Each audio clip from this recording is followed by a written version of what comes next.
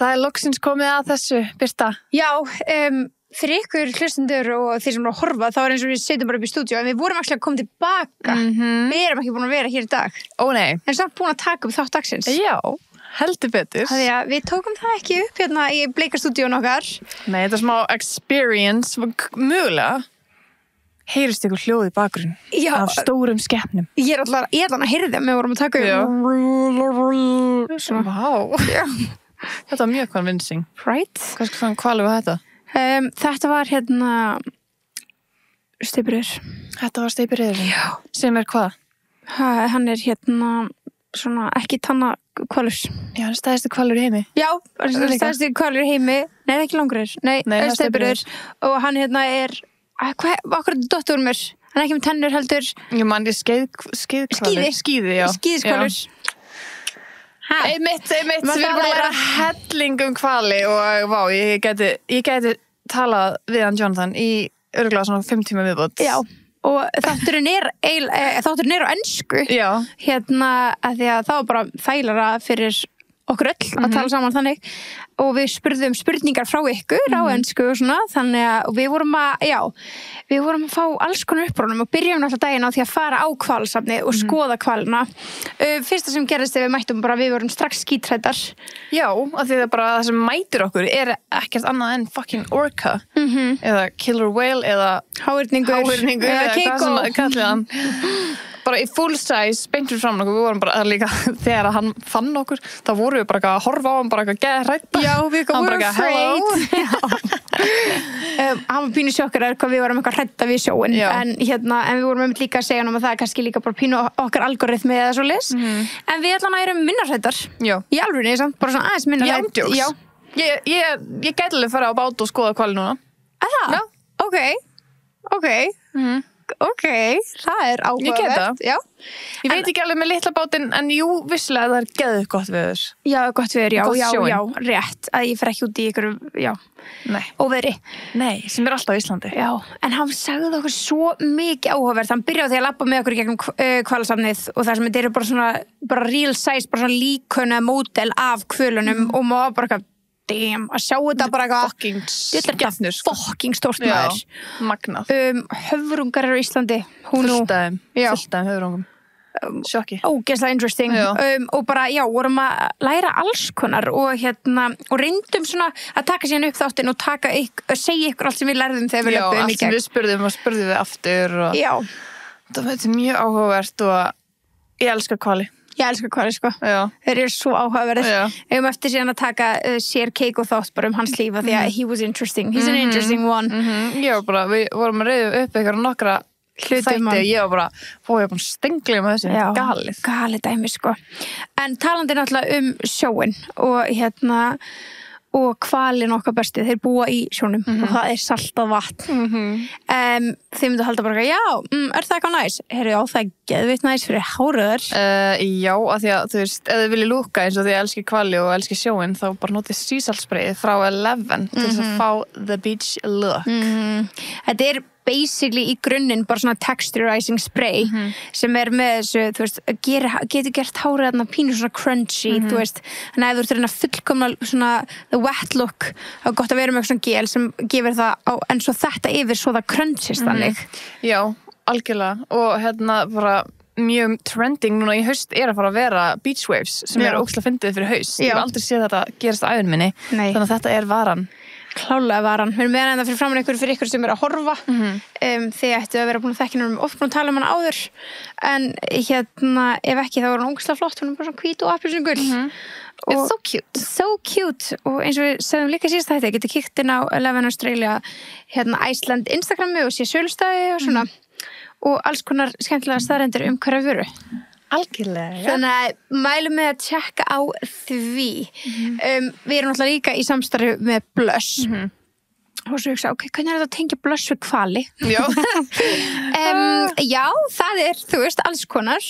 Búningarnir eru að fara að lenda hjá svona fyrir októbertímabili, kannski er eitthvað sexy hvalur. Einmitt, nema sexy hvalur. Ég þú veist bara veit ekki. Já. En nei, okkur fannst að þið verum að tala vatnið og svona. Já, okkur langaði að segja ykkur frá water-based sleipefni sem er frá Blush, hanna að þeim, sem er þá einstök formúla og Sleipefni hágerða vatnsleipiefni sem hentar í sjálfsfróun eða kynlífi eða með eða án kynlífstækjum. Jú. Þannig að sleipefni kemur pumpu sem skammtar mátulegu magni. Hægt að læsa pumpuna svo einfalt að taka það með sér hvert sem Þægilegt.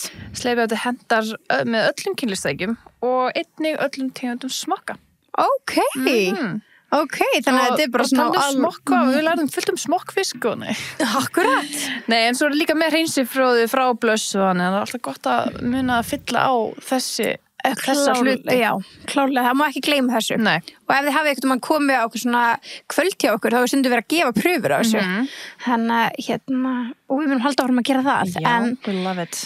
Það verður allir að eiga gott sleipefni og okkur ekki styrkja við íslensku vörumerki.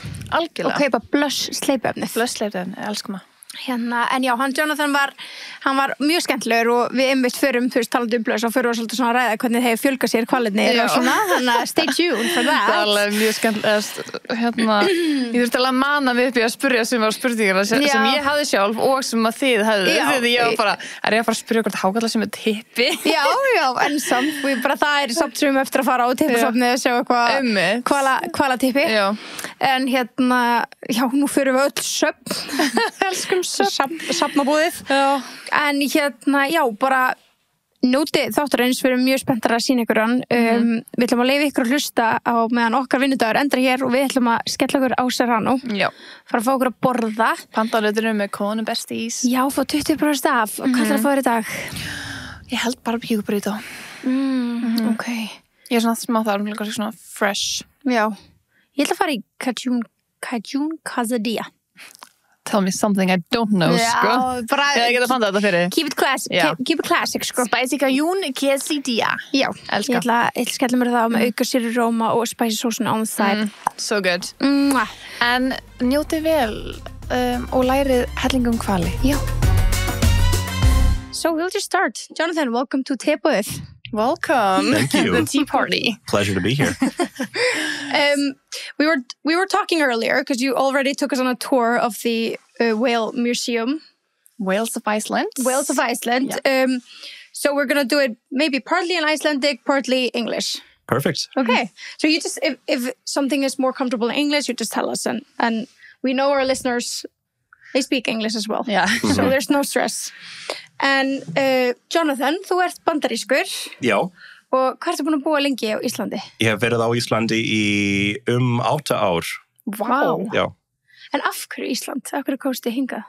Sko, ég kom til Íslands fyrst árið 2014 og ég kom til þess að rannsaka hvali. Okay. Ég var í 1 sumar sem rannsóknarmaður hjá hvalaskoðunarfyrirtæki og ég var bara strax ástfangin. Okay. Ísland bara svo ótrúlegt land og ég vissi strax að ég þurfti að koma aftur og að ég vildi flytja hingað einhvern tíman.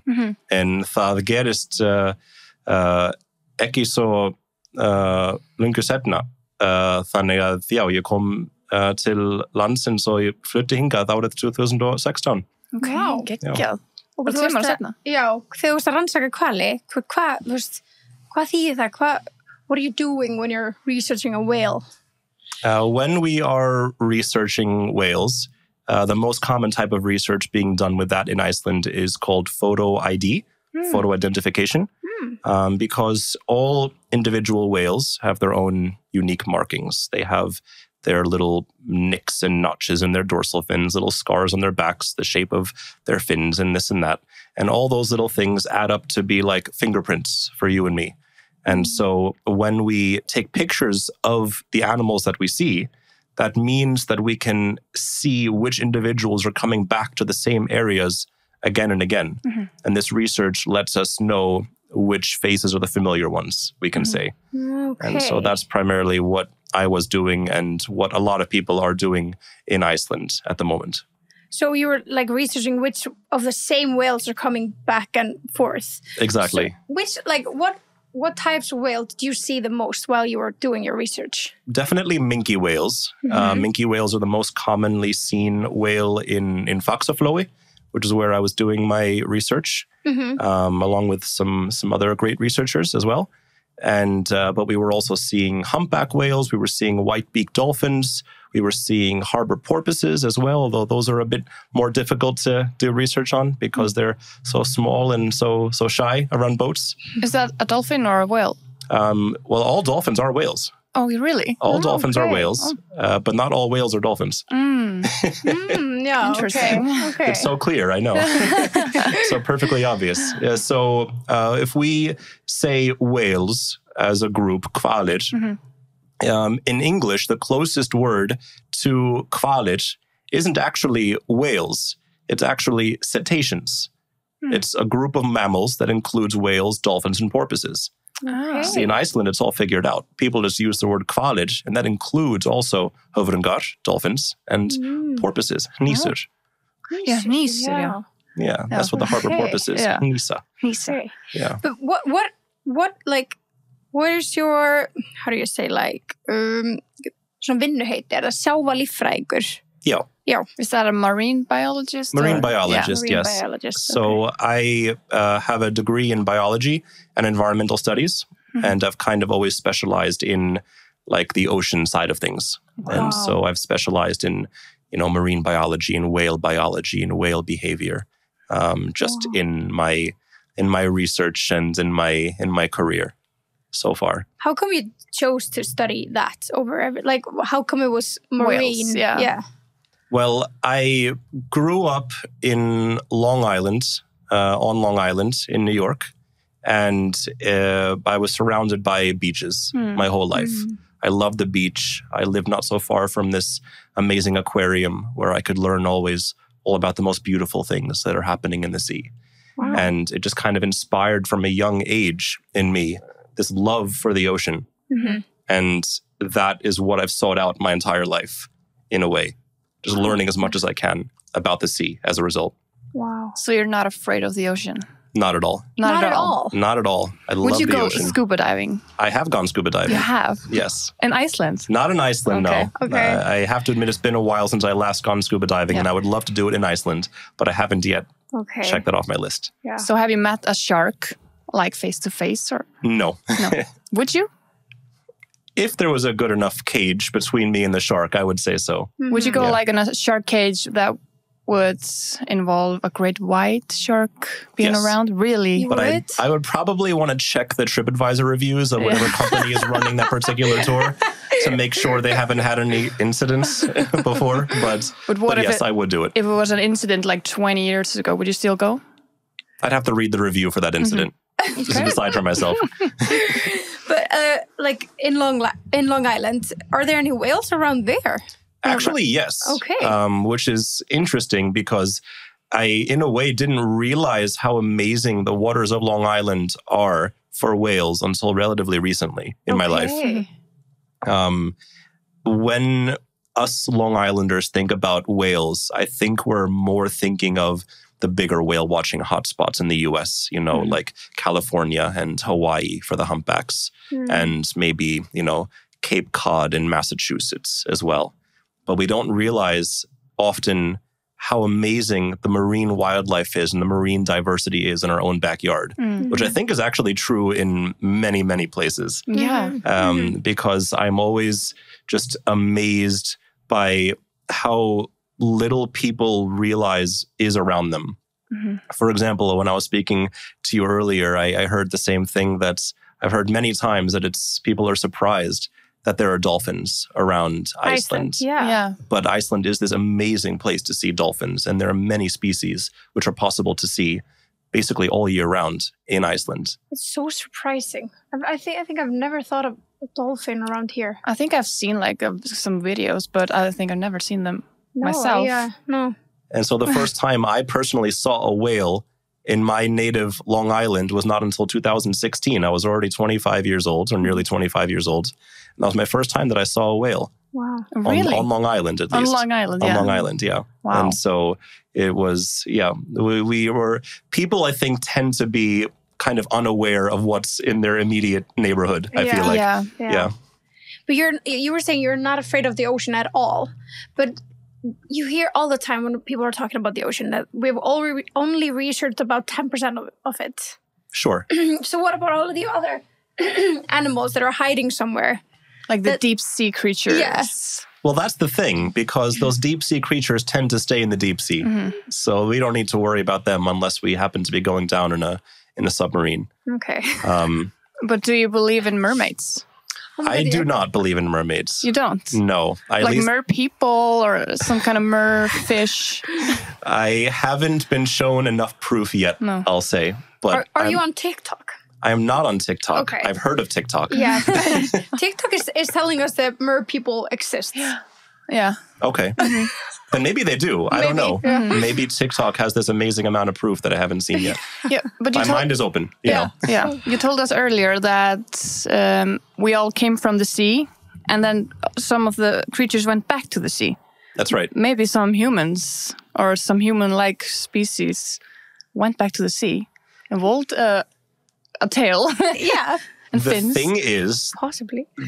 Well, I'll never say never, but the problem with that idea is that it takes a really, really long time for these changes to happen. I mean, just to go from, this dog-like animal that all whales today are descended from 50 million years ago to the massive blue whale that rules the ocean today, that took 50 million years. I mean, the history of humans on our planet is maybe about 2 million years, depending on how you ask.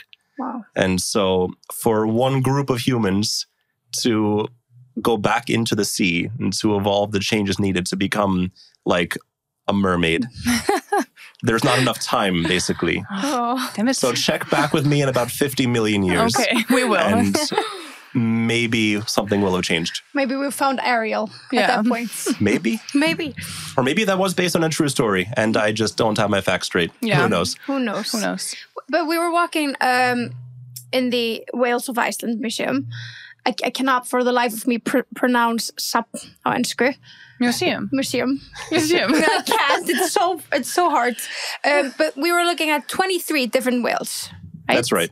And you were telling us that is the quarter of all of the whales in the world. That's right. So there are 23 whales around, or have been at some point in history around Iceland. That's right. It's crazy. And we're actually always discovering more and more species. And so currently we know there are around 90, 91, 92 species of whales. But maybe 5 years from now, we'll have 100 species of whales. Not because there are always coming new and new species, but just because we're learning always more and more about our oceans. Because, as you say, I mean, we know so little about our seas. Yeah. There's just so much out there that's a mystery to us. Yeah. And we're always learning more and more. Do you know the number of whales that are extinct? That's impossible to say, Yeah. unfortunately, Yeah, of because the number of species that are alive today that we know of, these 90 species, we're looking essentially at like a snapshot in time. Maybe 1,000 years ago, there were 150 species. True, yeah. Maybe 10 million years ago, there were 2,000 species of whales. But because a lot of this is hidden by the fossil record and just our lack of knowledge about what came before us, we'll never know how many species of whales there have ever been. No. Yeah, good point. Because they go so way back. Some of them are older than the dinosaurs, or... So the whales began to emerge shortly after the dinosaurs became extinct. Yeah. But what was the whale that you were telling us about that was bigger than any dinosaur, anything that's ever been on the planet? That's the blue whale. The blue whale. Steypireyður. Steypireyður. That's the biggest one in the world, right? That's right.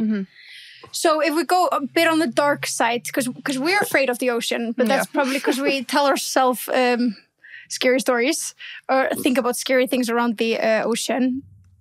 If you were to pick one of the whales in the world, it doesn't have to be around Iceland, which one do you think is the most dangerous to humans?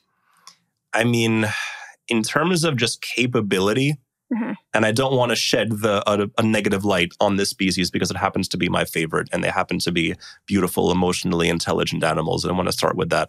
But that would be the orca, the killer whale, simply because they are just the apex predators in all the world's oceans. And they've been proven to be able to hunt prey many, many times their size using these kind of pack tactics, hunting in groups to take down their targets. And they have such intelligence in the way that they plan their attacks as well. You can find countless videos on YouTube of orcas working together to knock a seal off of a piece of ice, for example, which it's crazy and to skin see. them and alive. skin them and there was some once there was a story about like a guy who broke into SeaWorld, fell into one of the tanks, was found the next day without no limbs. Yeah. That's the thing, because these creatures are incredibly powerful. I mean, they're huge. As you saw from the models that we have here, they can be absolutely massive. And those teeth, they work. They use their teeth for sure. They look so rounded and cute, but they are... The teeth. Yeah. It's not like a shark teeth that's like sharp. They don't necessarily need to be razor sharp is the thing, because they are just so strong. And so it's more of just a way for them to just grab onto their prey. Then they can use their just muscle strength to rip it to shreds. But it's there have been incidents in the past with orcas that are in captivity. But it's just so important to know that this isn't their natural behavior. When they're in the wild, they are actually very curious animals. And in fact, people go diving with orcas all the time. With no cage in between. And would you do that? I would absolutely do that. Is that a lifelong dream, or? If I don't get around to it, I'll be okay with it. But it's something I would for sure love to do. Yeah. No, orcas is one of our favorites as well. We think a lot about the orcas, and especially it came from the time when we watched Blackfish for the first time, and it was like many years ago. We've been obsessed kind of since.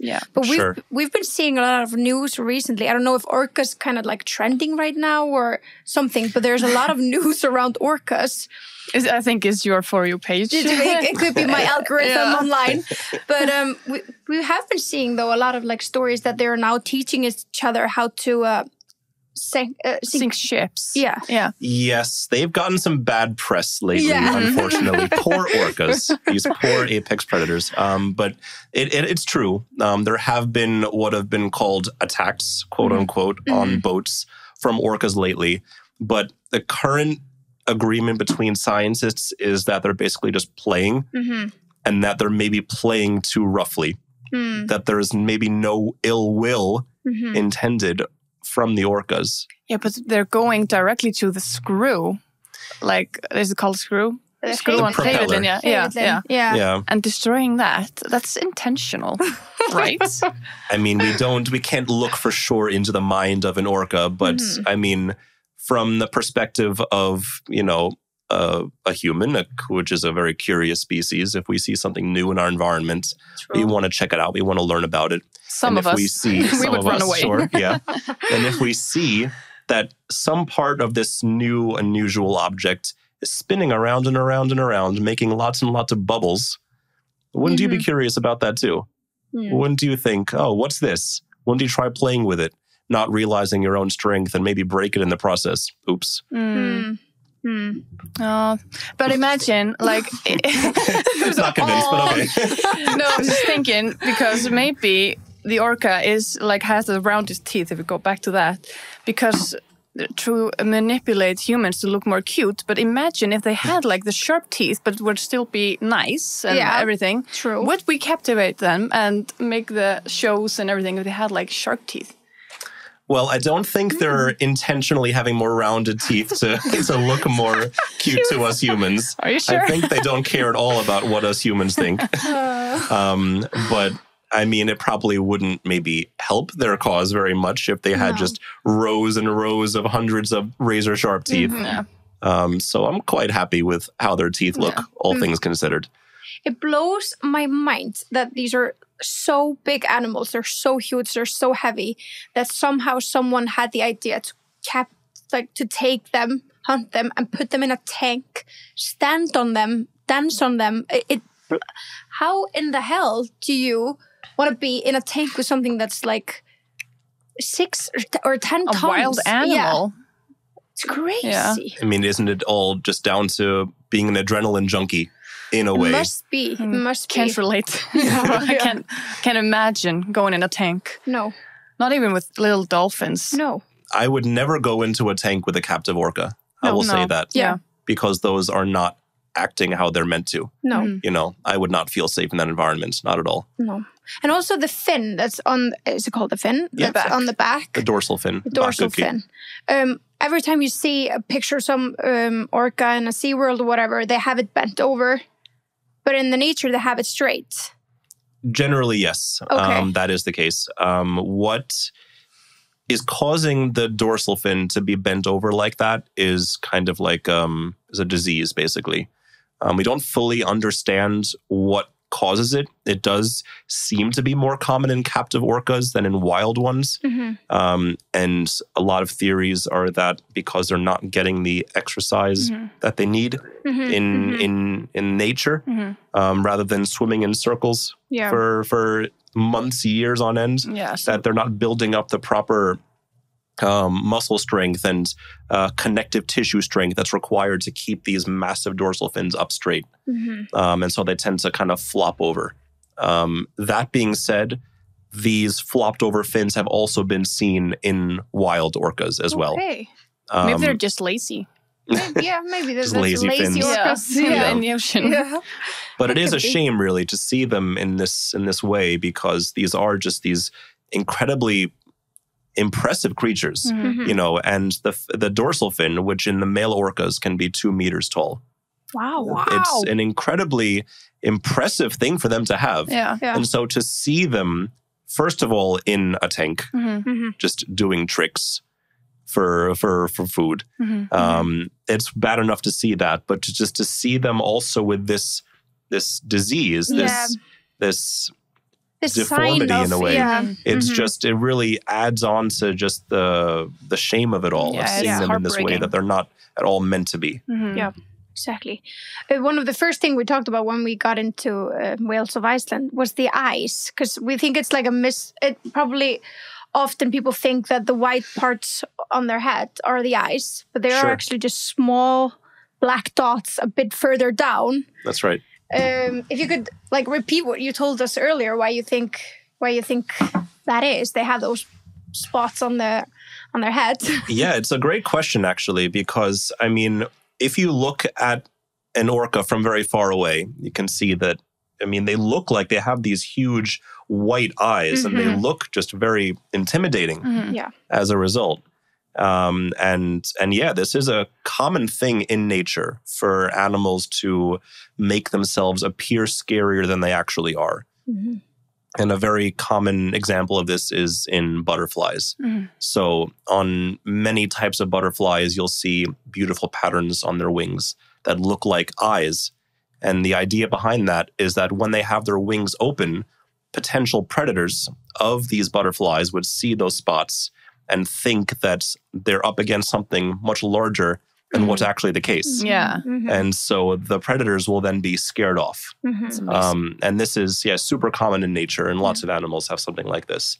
But that being said, orcas have no predators at all. That's crazy. At all. There is nothing out there that can hunt an orca. So the orca is not scared of anything? They have no reason to be scared of anything. Wow. And so it's just a question of why they develop this really unique marking behind their eyes. Is it a way for them to scare off predators that are no longer around? Oh, yeah. Good question. Maybe millions of years ago. The megalodion, or what's it called? Who knows? Do you believe in him? Well, that actually existed for sure. Yeah, oh, really? The megalodon. Yeah. The megalodon, That was a shark, right? Yes. The largest shark ever. And it actually existed. Actually existed. Yeah, you have found remains, or like the remains of the... Yeah. There are many museums and aquariums around the world where you can just step up to the jaws of a megalodon and see how big they... I thought that was fake as well. Wow. They're real, but they're not around anymore. We can be glad about that, at least. They might be. Sure? They might be. We're never sure about anything. No. Yeah. That could have been a predator for could orcas. Be. There also were other predatory large whales millions of years ago that no longer exist. For example, a very close relative of the sperm whale that we saw today. That actually was much bigger once and with much longer and sharper teeth. Wow. Maybe there was something a long time ago that orcas were afraid of that would kind of push them to evolve these markings. Yeah. That being said... but why would they go extinct if they're the biggest predators? Why did dinosaurs go extinct? Because of... Bomb. A bomb. Because of the bombs. Because of changes in their environment is the simple answer. Was it not like lost it? An asteroid. Yeah. Isn't that a known fact, or is that a myth? known fact, absolutely. So 65 million years ago, plus or minus, there was a huge asteroid that impacted somewhere in, I believe, Mexico. And that's essentially resulted in the extinction of all dinosaurs. Who's to say that a similar massive environmental change couldn't have happened in the oceans as well? That led to just a complete rewriting of the hierarchy of life in the sea. Who was in charge at that point forward? Makes no sense. That's what I meant when I said the bomb. I meant the I know. But okay, around, because we're still on the topic of orcas, because they're so interesting. Around Iceland, where are the most of the orcas? So the best places to see orcas are either going to be off of Snæfellsnes in Breiðafjörður or around Vestmannaeyjar. Around Vestmannaeyjar, yeah. Yeah, and so those are the two places where orca research has been concentrated in the past, I would say, 10, 15 years or so. That being said, they can be seen basically anywhere around the country. And yeah, they've been seen regularly, for example, in Faxaflói, just here off of Reykjavik. They've been seen, for example, in Eyjafjörður in the north, and just many places in between as well. What about Nauthólsvík? Nauthólsvík, no, I don't think there are any orcas in there. Okay. Too shallow. You're safe. We're safe. Yeah. Okay, that's good to know. But there are beluga whales right now in Vestmannaeyjar. Right. They're also seen around Iceland, or? Very rarely. Okay. So it's actually, they are seen maybe once every few years. If I recall correctly, the last time that they were seen was maybe 2 or 3 years ago. Okay. There was like a very brief sighting of them just actually right off of Reykjavik. Okay. They were just, there was, I believe, 1 or 2 individuals just swimming past one of the yellow lighthouses along Sæbraut. Really? Yeah. And before that, there were a few seen like a year or 2 before that. And was it definitely belugas, or maybe like sometimes dolphins get white or something? That's true. Yeah. They were most likely belugas, but because they don't have any photo proof, all we're led to believe is that they have to be belugas just because they're white. Because if they're white, then I mean it's just so rare for this what they call albinism, for albino dolphins or whales to appear. That's it's more likely that it would be a beluga than one of those. Are they more commonly in the Arctic, or? Absolutely. Yeah, because they're white, because of the snow, maybe, like... Absolutely. To hide in the snow. Yeah. Or it's camouflage. Camouflage, okay. Absolutely. But the ones that are in, you were telling us earlier a bit about the ones that are in Vestmannaeyjar right now, they came here from... Where was it from? I believe it was China. Okay. Yeah, I believe it was a marine park where they were held in captivity. Yeah. By some marine park there, some dolphinarium as they're called, and they were then purchased and then sent here by a charity, which is I believe based in the UK, who then set up this kind of little sanctuary for them here. Why here? That's a really good question. Yeah. Because belugas are not native to Iceland. No. You're never going to count on seeing a beluga in Iceland ever. No. Yeah. And so I think just what led them to choose Iceland was that this kind of natural bay in Heimey, which Kletsvik, isn't it called? I believe that because that was previously used for keiko. Yeah. It was still set up, right? I was just going there the other day on Herjólfur, and then you see I think it's the same outside cage that Keiko was in. I don't know if they took it down in between. Yeah, okay. I haven't. I can't say that for sure. But it looks like it is the same place. Yeah, it is the exact same place. Yeah. Which is a little bit controversial, maybe only because I mean it's a really busy harbor. with a lot of boats and ships passing by all day, like fishing boats and cruise ships and everything. And so it's quite a noisy place. Maybe polluted. Also polluted. For sure, polluted. Yeah. But it's better than being in a tank and forced to do tricks. Yeah. So true. Do they do tricks? Are they trained? Like dolphins? They are trained, and they were trained when they were in captivity in their old location, and so so they don't do the same tricks that they used to, but they do have trainers who work with them in order to do kind of health checks on them, because, for example, like you can't test how healthy the whale is if it won't come up to you and follow you, for example. And so they train the whales to do certain things, to open their mouths so they can check their teeth and this and that. But they're not doing the same things that they used to, fortunately. Yeah. So it is, for sure, and I think anyone can agree on this, a much better life for them than they used to have, regardless of how anyone feels about their current arrangements. Are they planning to release them anytime, or no? Just keep them. They can't release them, unfortunately. There was a bit of a question at the beginning of whether they could be released while they were transporting the whales, but just seeing how difficult it's been for them to adjust to their new environment, release is off the table, as far as I understand it. Is it because they don't hunt their fish by themselves, or just? I can't say. No, I'm not sure. Yeah. Do you think it plays into the part that when Keiko was released, he had a hard time adjusting, and like there was only 2 years that he survived? Something like that, yeah. I'm sure they're thinking about that a lot. Yeah.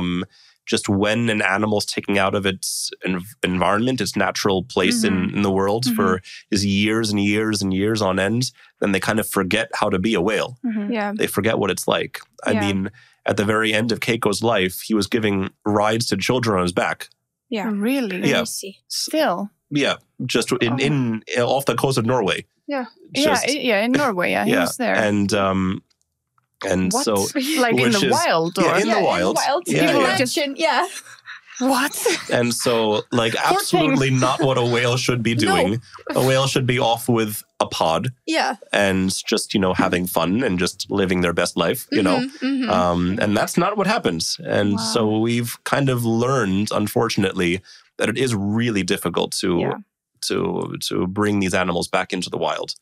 So did he, like Keiko, did he seek out humans even in the wild? Yes. Oh, that's so absolutely sad. Because he was so more used to humans than his own kind. Yeah. That even though he actually did join up with a pod briefly after leaving Iceland, he ended up spending most of his time with humans because that's all he knew. It sounds like a cartoon. Yeah.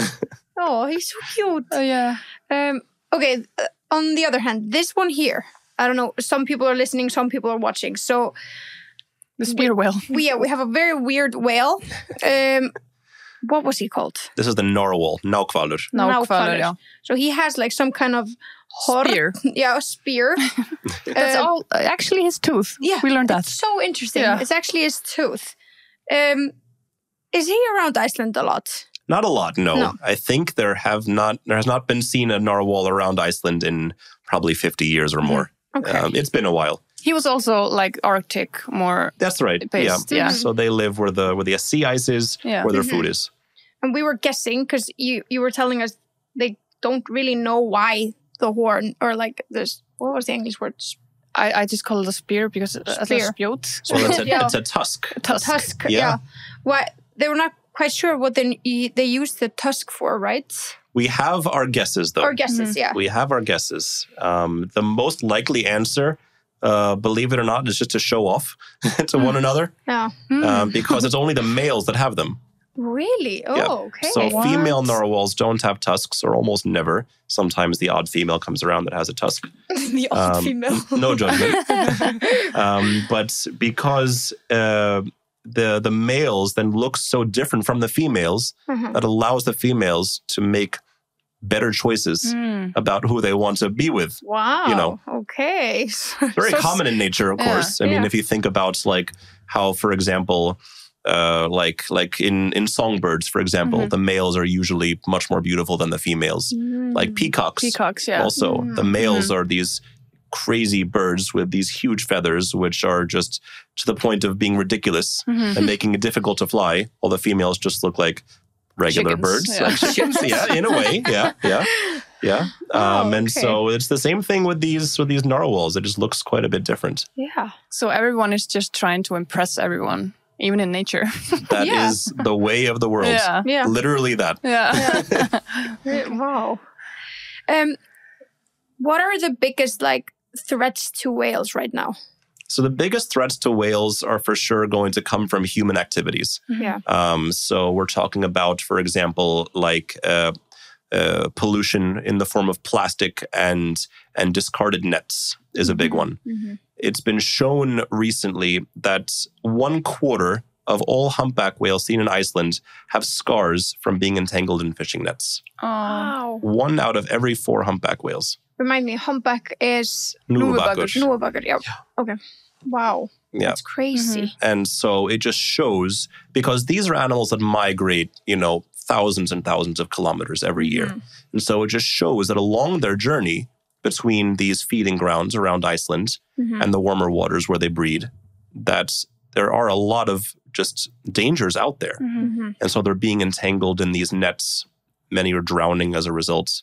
Wow. And then there's the fact that there's just so much garbage in the ocean, so much plastic, which can't dissolve, that stays around for hundreds, maybe even thousands of years. Yeah.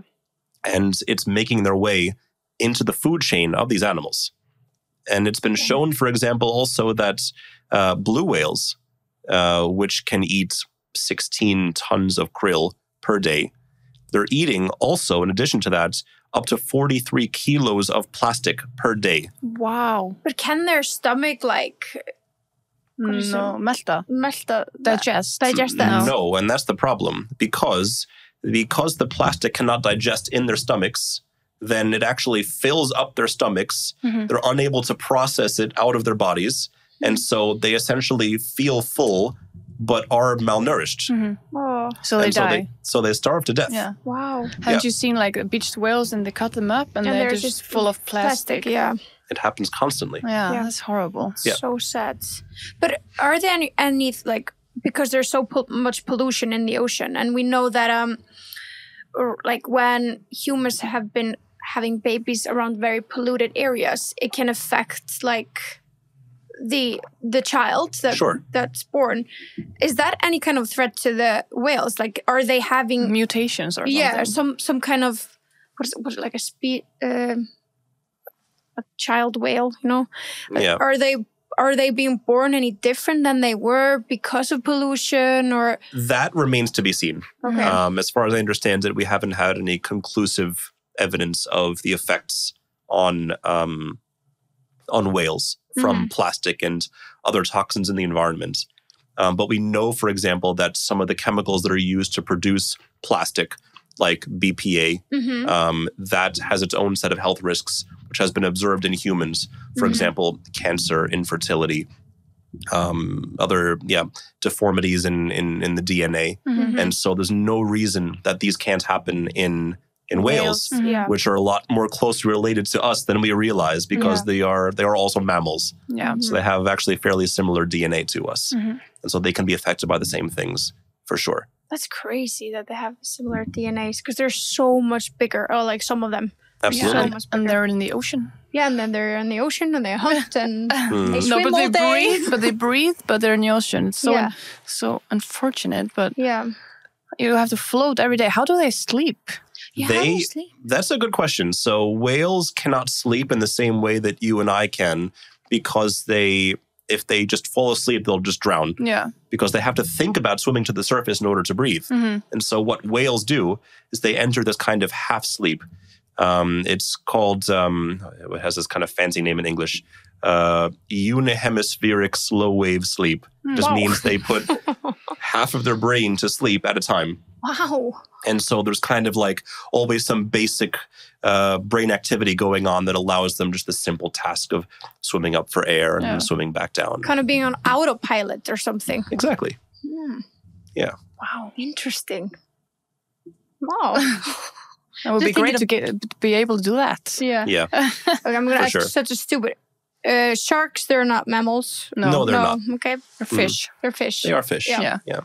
So they can breathe underwater. Yes. Yeah. That's right. Just checking. Yeah, so they can draw the oxygen out of the water using their gills, which whales are not able to do. Unfortunately. They wish they could, though, I bet. Yeah. Yeah. But like mammals, they give birth, right? That's right. Yeah. Mm-hmm. But sharks, do they have eggs or birth? Actually, they can do both. Yeah, it depends on the species, but some sharks can actually give birth to live young. In that case, essentially what's happening is that the eggs are hatching while still within the mother. But other times they'll just lay their eggs and then they hatch from there. They don't have pods like orcas. The sharks. No. Well, they form schools. They form schools. Schools. Like many fish. They're called schools in English. I don't know they what have schools? How to kill people. Shark school. How to eat the people person. But I'm not an expert in sharks. No. So. No. But we were we took a road trip around Iceland the other day, and we were like driving alongside a lot of beaches, and we were thinking about whales a lot while doing that drive. And from nowhere, it popped up the question, like, do they feed how do they feed their child?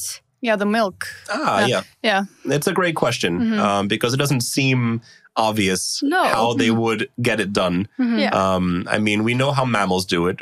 Mammals have these mammary glands that's the baby's nurse on. But it doesn't work quite the same way with whales because also whales don't have lips, which makes it a bit more difficult. And so what whales do in order to feed their young is they actually produce a milk which is much, much higher in fat than what we're used to. Like, for example, we go to Bonus and we buy milk that's maybe, 3%, 4% milk, fat, something like that. Whale milk is actually 50% fat. Wow. Which means it's actually a lot closer to yogurt or toothpaste in consistency.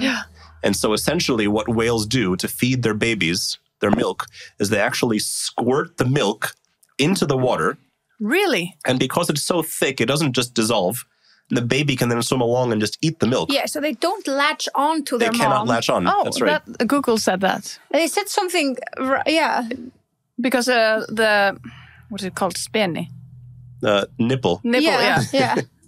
I found out on Google, maybe that's bullshit, that it is like somewhere here. And that's true. Yeah, is it? Yeah.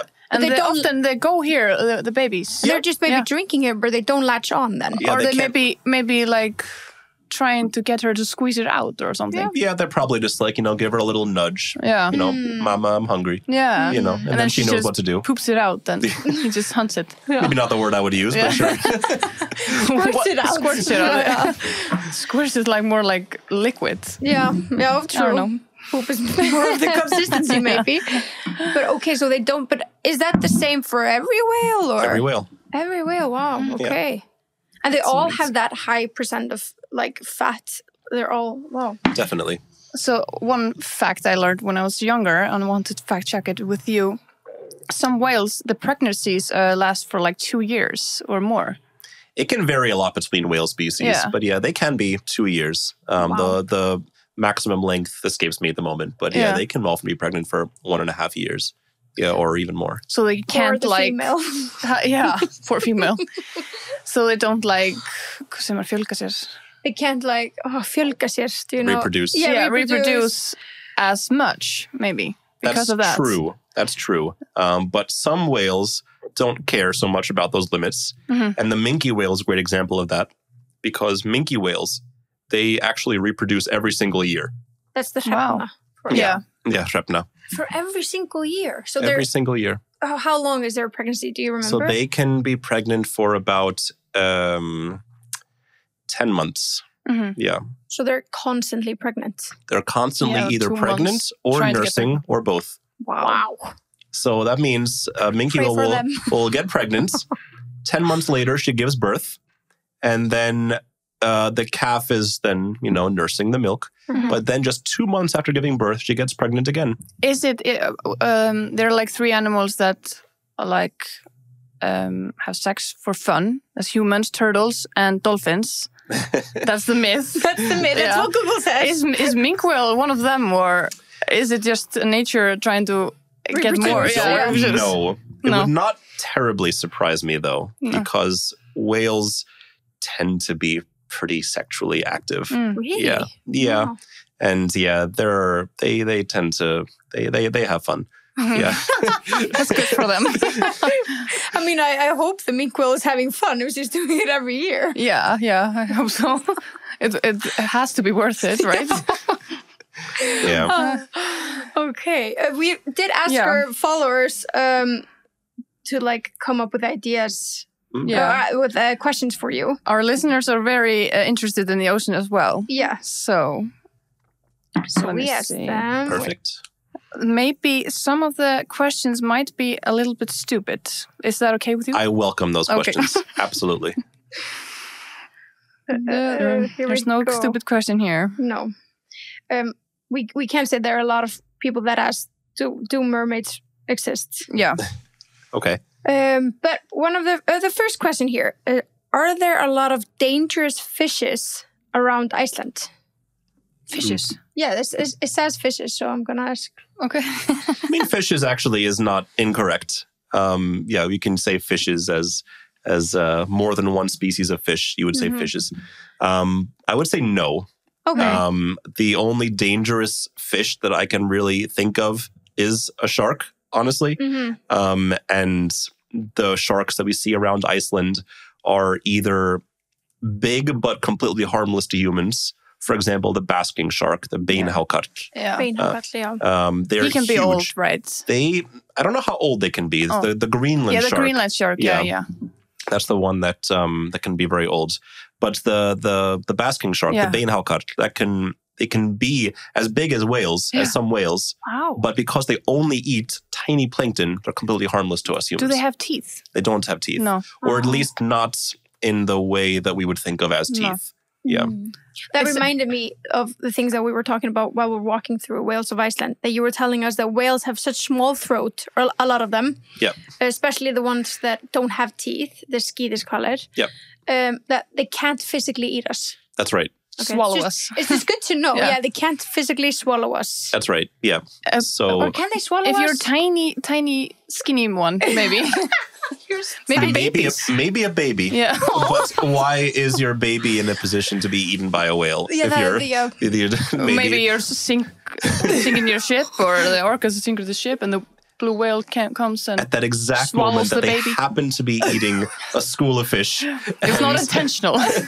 And your baby happens to be among the school of fish, then that's just a lot of bad luck. Maybe a child, like a 3-year-old, or how big is the throat? It can be really small. We're talking like 30 centimeters or even smaller. Okay. Yeah. So you have to be like an infant. And at that point, you're just trying to that's just...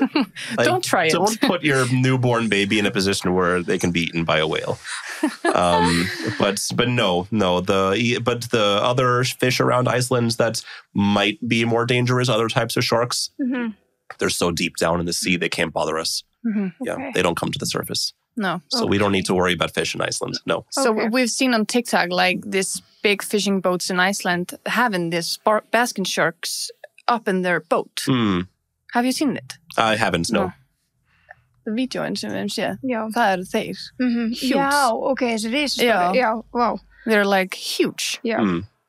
Okay, another question here. Is it more likely to meet a shark in the evening or in the afternoon or in the day? Daytime. I mean, I would say more in the day because people don't tend to be swimming as much at night. But I mean, it all kind of depends on where you are, I suppose, because depending on the time of day, there are some types of organisms in the sea that move up and down in the sea depending on whether there's sunlight out or not. And that can have kind of wider impacts on the food chain overall. And so maybe at certain times of day, the sharks might come a bit closer to the surface Because they can see more, maybe, or just because there would be maybe more food coming to those areas at that time in order to feed on the tiniest plankton that absorbs sunlight. But I can't really comment on what a better or worse, I guess, time would be for the sharks. Do they see well? Like, are they able? Is their vision good in the dark? Whales or sharks? Just both. Whales do not see very well in the dark. Wow, Sharks, I do not know. But whales have evolved these other senses to kind of help them out with that. So, for example, all the toothed whales, so that includes the dolphins, the narwhal, the orca, the sperm whale, they all have this built-in sonar called echolocation. And that allows them to find their way in the darkness in order to find their food or find their loved ones, their friends. With sounds. With sounds, yeah. Much in the same way that boats do or bats do, for that matter. They can use sounds to find their way. So they cannot see very well in the dark, as far as we can tell. But they can see very well in general. Yeah. Okay. Interesting. What about sharks? Do you know? I don't know. No. Realistically, what are the odds? What are the odds of being like seriously injured from an animal in the sea? Where? So, like, if you're going on, for example, a whale watching boat, the odds are 0%.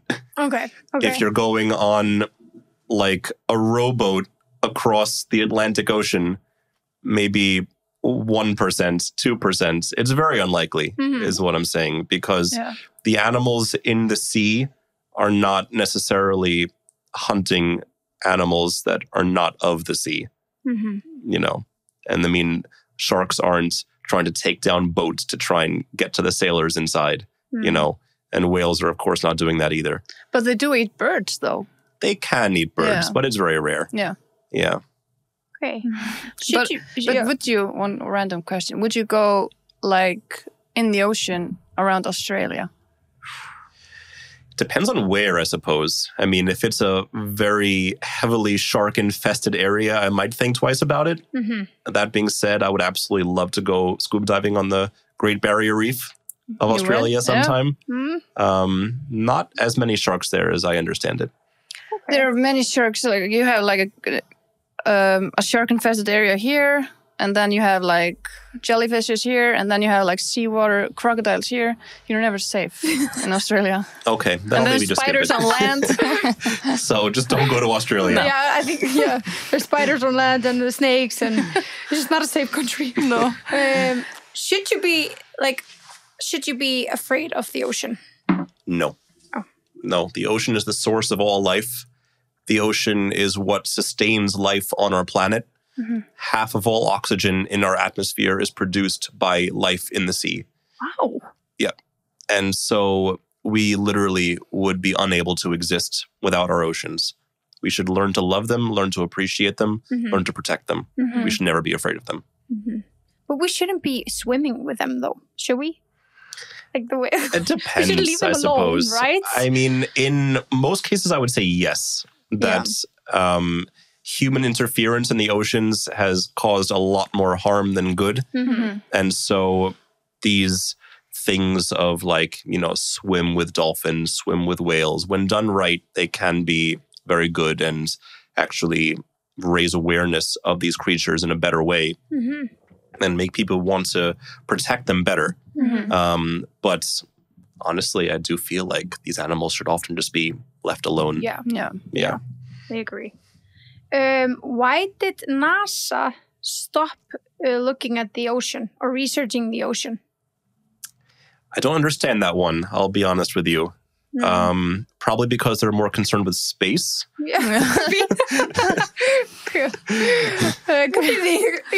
I mean, they do have satellites that look at the oceans. And they can figure things out about the oceans, like temperature and, you know, where the little algae, all the plankton is, depending on how the photos look.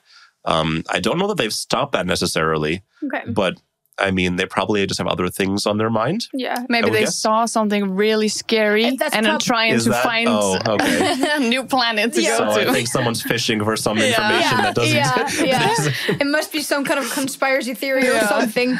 What is NASA afraid of in the ocean? Yep. Will there ever be a time where we will be done researching the whole ocean? No. Because by the time we finish the end of it, then the beginning will have changed enough that we'll want to research that again. Yeah, makes sense. Mm-hmm. Our work is never over. Is it true that dolphins attack humans sexually? I don't know. They are called the rapists of the sea. Yeah, that's kind of harsh, I feel like. I'm going to say, because I don't know enough about this, that I'm just not going to comment on it. Okay. What do you know what happened to Teboðið, the killer whale, that we saw a lot in the movie Blackfish, after he committed the murders that he did? He went to the courtroom and he's in jail. He's in jail. I mean, he was in jail. I have to admit, I haven't been following his story so closely. Is he still alive? I don't know. I think he died. Didn't he come to Iceland? Teboðið? No, he would still be in captivity if he's still around. But if I had to guess, then we have to Google where's Teboðið. Yeah, where is Teboðið? That's a good question. We went to court. If he's still in captivity at SeaWorld, then he probably isn't being used for shows anymore. No, that can't be. Unfortunately, he has passed. Okay, yeah, I thought I remember hearing something about that. Yeah, he had a bacterial lung infection. He was only 33 years old. Yeah. How old can orcas get? So males can live to be about 30 to 40 years old. Females about, double that or so. Mm-hmm. But female orcas can actually live to be more than 100 sometimes. Wow. Yeah. Some wise grandma orcas are swimming around then. Absolutely. And are they still having babies at Yeah, when did they stop? Yeah. No, and that's the amazing thing about whales. One of many amazing things is that orcas, as well as a few other species of whales, actually go through menopause. Really? So once they reach a certain age, they will actually stop having babies of their own and rather focus on helping their daughters raise their kids. So just like us. So they are literally just like us. There are only 6 species of animals on our planet that undergo menopause, and 5 of them are whales. Wow. And then the other one is us. The other one is us. Wow. So basically we are whales. Yeah, basically whales. Which animal of the ocean, just any animal of the ocean, is most like a house animal? Pet. Like a pet, like a dog or something, like loves people, loves food. I mean, it's easy to think about dolphins or seals, I guess you could say. I mean, many people anyway compare seals to the dogs of the sea, because they are just, I mean, they bark sometimes and they're just very cute and they have whiskers and but it's hard to think about these animals in terms of being close to pets in any way. But these animals, for example, the seals that we have around Iceland, which are often what people are seeing are harbor seals. If you go to like Snæfellsnes or other places, Hvammstangi in the north, then you're seeing these harbor seals, which they don't hold any ill will towards humans. So they are maybe more friendly, I would say, than other types of marine life. Very curious, right? Very curious, extremely curious animals, absolutely. Same with dolphins.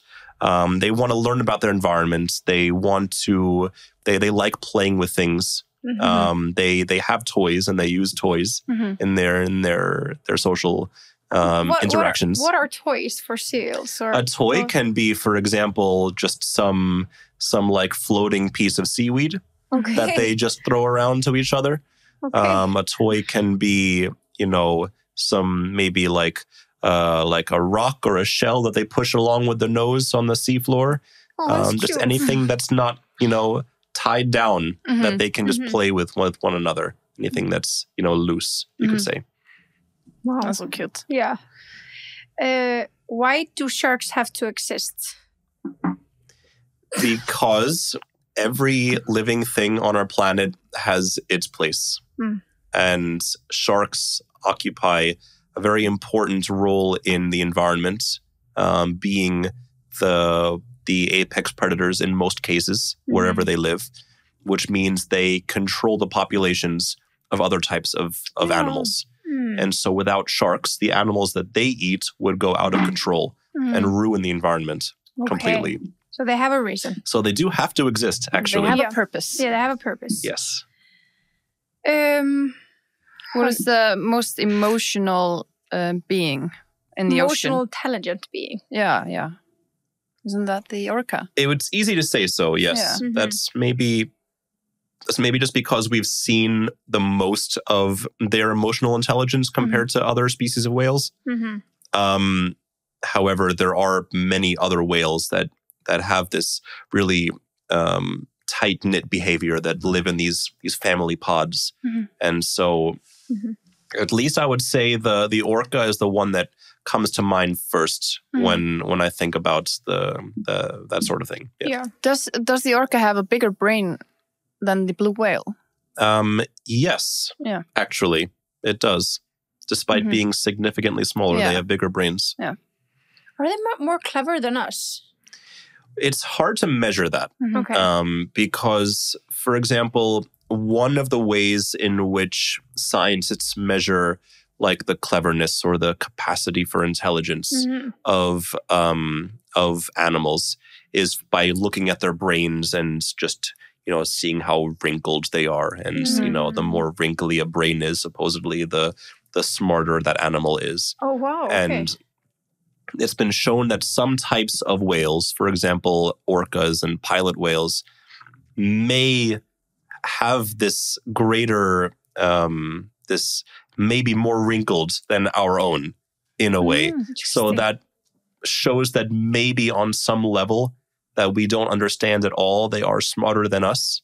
But because we know so little about what smartness is and what intelligence is, and because we can only measure from our own perspective, us as a developed species that uses complete language and wears clothes and builds skyscrapers, that we can look very easily at a whale that doesn't do any of those things and say they're not smarter than us. But differently smart, maybe. It's in a different way completely. Yeah. It could be that their languages are way more complex than ours, for example, and that's the way that they stand out from us. But we're at the very, very beginning of this. And there's going to be a lot more news on this in the coming decades for sure about how smart whales truly are. Oh, it's so exciting. Interesting. Yeah. Do you know which type of shark is the most dangerous to human? I mean, I don't know a lot about sharks. There's a lot of shark questions, I have to say. Yeah. I know that this one is the bull shark. It's a bull shark. Yeah.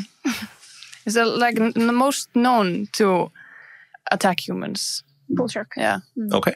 But well, there you go. You don't know anything about shark, a little. I don't know nearly as much about sharks as I do about whales. Yeah. But have you heard that they are adapting to freshwater? Which sharks. ones? The bull sharks, yeah. That's bad, I guess. They're seen in lakes in the US and are attacking people there. People just got to get out of the lakes. Yeah. Yep. Nowhere safe anymore. Nowhere safe. People need to stick to where the whales are, then they'll be safe. Yeah, true. Because there might not be sharks there. Because orcas, they attack sharks. They do? Yeah. So they could protect us. They could protect us. We gotta befriend the orca. Yeah. So you've worked around whales or like researching whales for majority of your life, or a huge part of your life. What is the weirdest thing that you've seen or maybe a fact that surprised you the most regarding whales? I mean, the thing that overall most surprises me about whales when I see them is just how curious they are. I mean, for the vast majority of the time that I've seen whales and worked with whales, it's been from the perspective of a whale watching guide. I was a guide here in Iceland for about 6 or 7 years before I started working here. Wow. And they're just so curious about us. Often it seems that the whales want to watch people as much as We were human watching. Wow. Exactly. But that being said, of course, there are some unique events that stand out to me more than others. For example, this was just a little over a year after I first moved to Iceland. I was on a whale watching tour. And right next to our boat, there was a pod of orcas that actually hunted and killed a dolphin. In front of you? Right in front of us. Oh my God. And it was just mind-blowing. Were you on a big boat or a small boat? It was a big boat, yeah. This was... but even if we were on a small boat, there wouldn't have been any danger to us. No. Would you be scared, though?